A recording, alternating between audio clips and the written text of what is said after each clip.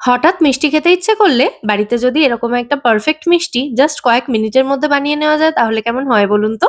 আর স্বাদে কিন্তু এই মিষ্টিটা দোকানের মিষ্টির থেকে অনেক গুণে ভালো। বিশ্বাস হচ্ছে না তো? দেখতে থাকুন তাহলেই বুঝবেন। নমস্কার বন্ধুরা, মেঘার সাথে বাঙালিয়ানা 2.0 তে আপনাদের সব্বাইকে স্বাগত। শুরু করি তাহলে। প্রথমে গ্যাস অন করে গ্যাসে একটা ফ্রাইং প্যান বসিয়ে দিলাম। ফ্রাইং প্যানটা হালকা গরম হলে এর মধ্যে দিয়ে দিচ্ছি হাফ কাপ পরিমাণে লিকুইড দুধ। দুধটা যদি ফুল ক্রিম দুধ নিতে পারেন তাহলে খুব ভালো হয়। তার মধ্যে 1/3 কাপ পরিমাণে গুঁড়ো দুধ অ্যাড করলাম যাতে দুধটা খুব তাড়াতাড়ি ঘন হয়ে যায়। ভালো করে একবার মিশিয়ে নিচ্ছি। লিকুইড দুধ এবং গুঁড়ো দুধটা একসাথে মিশিয়ে দেওয়া হলে এটা এমনিতেই একটু ঘন হয়ে যাবে, এটাকে আর ফুটিয়ে ফুটিয়ে ঘন করার দরকার নেই। তো এরপর যে উপকরণটা লাগবে সেটা হলো পনির বা ছানা। আপনারা বাড়িতে দুধ কাটিয়ে ছানা তৈরি করে নিতে পারেন। মোটামুটি 150 গ্রাম মতো ছানা বা পনির নিলেই যথেষ্ট এখানে। তবে আমি যেহেতু এখানে একটা ইনস্ট্যান্ট মিষ্টি বানাচ্ছি তাই আমি এখানে কিন্তু পনির ব্যবহার করেছি। আর পনিরটা হয় গ্রেট করে নিতে পারেন অথবা হাত দিয়ে আমার মতো করে এভাবে ক্রাম্বল করে নিতে পারেন।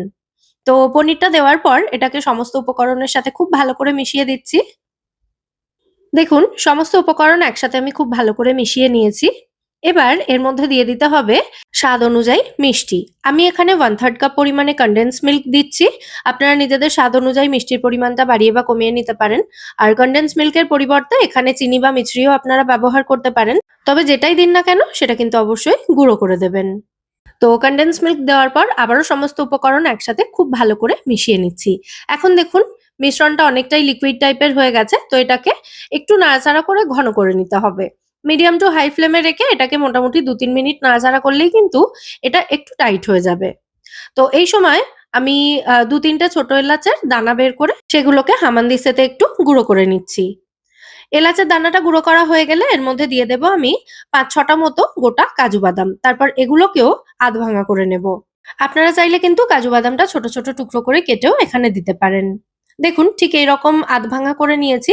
আর এদিকে এতক্ষণে আমাদের ইনস্ট্যান্ট কালাকাঁদের মিশ্রণটা কিন্তু অনেকটাই টাইট হয়ে গেছে। তো এবার এর মধ্যে এলাচ গুঁড়ো এবং আধ ভাঙা করা কাজু বাদামটা দিয়ে দিলাম, দিয়ে ভালো করে মিশিয়ে নিচ্ছি। মিশ্রণটা অলরেডি অনেকটা ঘন এসেছে, আর খুব বেশি ঘন করার দরকার নেই। তো এই সময় এর মধ্যে আমি হাফ চামচ মতো গাওয়া ঘি অ্যাড করলাম। এতে কিন্তু ফ্লেভারটা খুব সুন্দর হবে মিষ্টির। আবারও সমস্ত উপকরণ একসাথে খুব ভালো করে নাড়াচাড়া করে মিশিয়ে নিলেই কিন্তু আমাদের ইনস্ট্যান্ট কালাকাঁদের মিশ্রণটা এখানে একেবারে রেডি হয়ে যাবে। মিশ্রণটার কনসিস্টেন্সি আশা করি দেখেই আপনারা বুঝতে পারছেন। এরকম নরম ডো এর মতো একটা কনসিস্টেন্সি রাখতে হবে এই মিশ্রণটাতে। তো গ্যাসের ফ্লেমটা এবার অফ করে দেবো। মিশ্রণটা রেডি হয়ে গেছে। আর মিষ্টিগুলোতে চৌকো শেপ দেওয়ার জন্য আমি এরকম একটা চৌকো লোফ টিন ব্যবহার করছি, মানে এটা পাউরুটি তৈরি করার টিন। তো এর মধ্যেই আমি মিশ্রণটা ঢালবো। তো প্রথমে পাত্রটাতে একটু ঘি মাখিয়ে নিয়েছি। তারপর পাত্রটার মাপ করে কেটে রাখা বেকিং পেপার অথবা বাটার পেপার এভাবে সেট করে দিতে হবে। কিছুই না থাকলে সাদা কাগজ দিতে পারেন। আমি যে পাত্রটা নিয়েছি সেটা যেহেতু অনেকটা ডিপ, তাই এগুলো দেওয়া হলে মানে বেকিং পেপার বা বাটার পেপার এগুলো দেওয়া হলে মিষ্টিটা বের করতে সুবিধা হবে। আপনারা যদি ফ্ল্যাট কোনো পাত্রে মিষ্টিটা সেট করতে চান সেক্ষেত্রে এটা না দিলেও হবে, শুধু ঘি মাখিয়ে মিষ্টির এই মিশ্রণটা ঢেলে দেবেন। তো এই বেকিং পেপারের ওপরে আমি কালাকাঁদের মিশ্রণটা ঢেলে দিয়েছি, দিয়ে এটাকে স্প্যাচুলা দিয়ে এভাবে সেট করে দিচ্ছি পাত্রটার মধ্যে। এরপর দুটো কাজু বাদাম এবং দুটো কাঠবাদাম একটা ড্রাই ফ্রুট স্লাইসারের মধ্যে আমি নিয়েছি। নিয়ে এই মিষ্টিটার ওপরে স্লাইস করে দিয়ে দেবো এভাবে। মানে মিহি করে কুচিয়ে দিয়ে দিতে হবে আরকি। আজকে আমার কাছে পেস্তা ছিল না, সেই কারণে আমি পেস্তাটা দিইনি, মানে দিতে পারিনি আরকি। তাই কাজু এবং কাঠবাদাম দিচ্ছি। আপনারা চাইলে একটু পেস্তা কুচিও দিতে পারেন, তাতে দেখতে এবং খেতে দুটোই খুব ভালো হবে। তো হামানদিস্তার যে মাডলারটা রয়েছে সেটা দিয়ে বাদামগুলোকে মিষ্টির ওপরে এভাবে একটু বসিয়ে দিচ্ছি। এরপর মিষ্টিটা সম্পূর্ণ ঠান্ডা হলে তারপর এটাকে পিস করে কেটে নিতে হবে।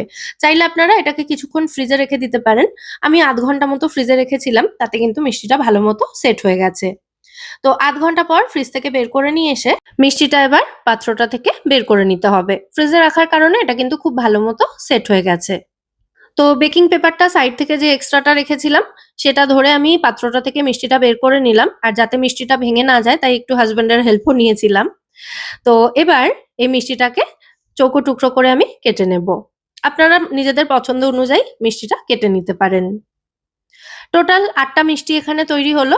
আর দেখতেই পেলেন কত কম সময়ে, কত সহজ পদ্ধতিতে দারুণ সুস্বাদু একটা কালাকাঁদ তৈরি হয়ে গেল। খেতে এটা জাস্ট অপূর্ব হয়। আমার কথার উপর ভরসা করে হলেও একবার এই মিষ্টিটা আপনারা বাড়িতে তৈরি করে দেখুন। জাস্ট ৫ মিনিটের মধ্যেই মিষ্টিটা তৈরি হয়ে যাবে। তারপর এটাকে ঠান্ডা করে এভাবে কেটে পরিবেশন করতে পারেন। তো কেমন লাগলো আপনাদের আজকের এই ইনস্ট্যান্ট কালাকাঁদের রেসিপি সেটা কিন্তু অবশ্যই আমায় কমেন্টে জানাবেন। যদি ভালো লেগে থাকে ভিডিওটাকে বরাবরের মতো একটা লাইক এবং শেয়ার করে দেওয়ার অনুরোধ রইলো। সাথে আমার চ্যানেলটাও সাবস্ক্রাইব করে নিতে পারেন এরকমই নিত্য নতুন আরো রেসিপির জন্য। আজ তাহলে এ পর্যন্তই, আবার দেখা হবে পরের পর্বে। সবাই সুস্থ থাকবেন, ভালো থাকবেন এবং সব্বাইকে খুব ভালো রাখবেন। নমস্কার।